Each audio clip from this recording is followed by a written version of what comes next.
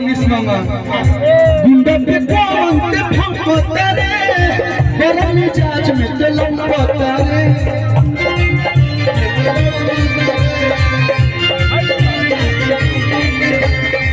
सब के सवार गुंडा पे कौन ते फंकता रे गरम मिजाज में ते लंबता रे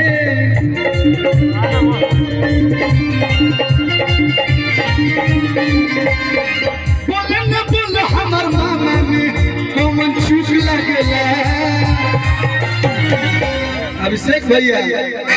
कहीं होला कि घर जैसन कार्यक्रम होला जब फील आता बुच्ची भैया कि बोले न बोले हमार मामा में कौन चूक लगेला सही में आपका मुझ देख के लग रहा है कि नागार्जुन के भाई है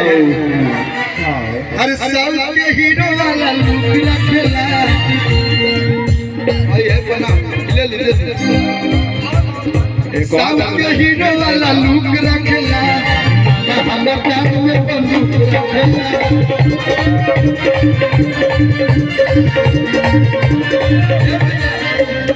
देखिए मामा हो एक बार के हम छेदाई बनी बचपन में बहुत दर्द होला कहे के बा कि चारी जिला में बोले टूटी नारायणपुर के लाइकन से दिल लगा के देख लो संदेश हो के चाहे पवना हो के चाहे कोरी हो के ए नियारा धइले ने विक्रमगंज धइले केहू तरह के छू दी तो बोली हो चारी जिला में बोले टूटी आके कर्मा जाल बाजे छूटी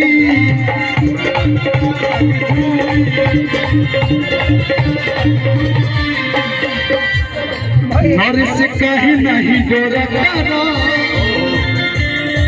गरम मिजाज में तू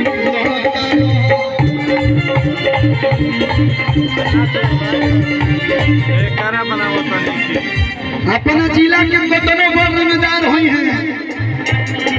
लेकिन नारा जिला में भैया